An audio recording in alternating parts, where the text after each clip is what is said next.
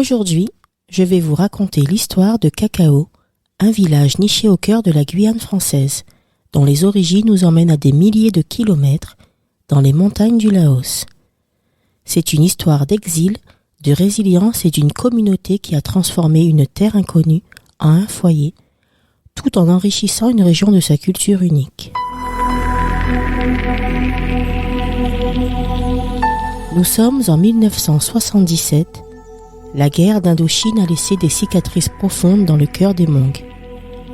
Ce peuple des montagnes qui avait choisi de se battre aux côtés des Français, avec la montée des régimes communistes au Laos et au Vietnam. Cette alliance lui a valu d'être persécuté, forcés de fuir leurs terres ancestrales. Ils étaient des centaines, traqués, épuisés, mais déterminés à survivre. C'est alors que la Guyane française, un territoire recouvert de forêts denses et baigné par des rivières puissantes, s'est offerte comme une terre de refuge. À leur arrivée, environ 500 Hmong se sont retrouvés dans un environnement bien différent de leur montagne natale. Ils ont choisi un plateau reculé, entouré de montagnes et de forêts luxuriantes. À 75 km de Cayenne, pour poser leurs bagages. Ce lieu devint le village de Cacao, du nom d'une plante locale. Et là, un miracle s'est opéré. Les Hmong ont apporté avec eux un savoir-faire agricole ancestral. Ils ont transformé ces terres vierges en une région fertile, cultivant fruits et légumes avec une précision et une technique qui ont rapidement fait de Cacao un acteur majeur de la production maraîchère en Guyane.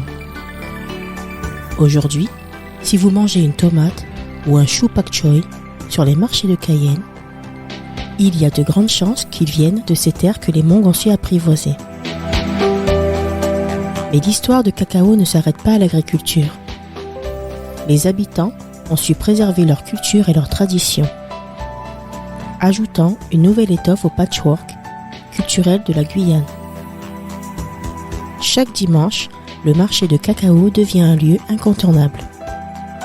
Les visiteurs viennent y découvrir des produits locaux, déguster des spécialités comme la soupe pho ou le fameux nem et admirer l'artisanat Hmong, riche de motifs traditionnels et de couleurs éclatantes. En décembre, un événement attire particulièrement l'attention, le Nouvel An Hmong.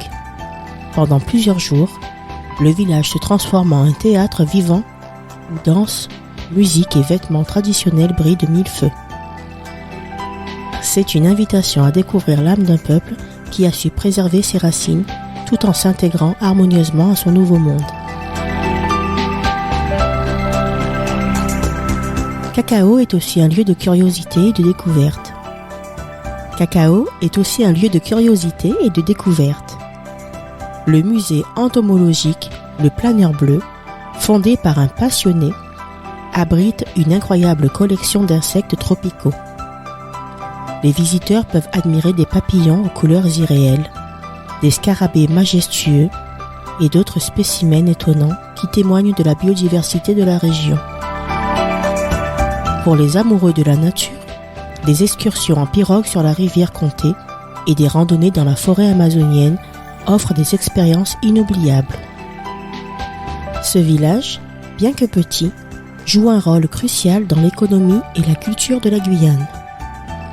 Grâce à leur intégration exemplaire, les Hmong ont su prouver que l'exil, aussi douloureux soit-il, peut devenir une opportunité d'une renaissance. En travaillant la terre, en partageant leur culture et en accueillant le monde dans leur village, ils ont enrichi cette région d'une nouvelle énergie, d'un souffle venu d'ailleurs.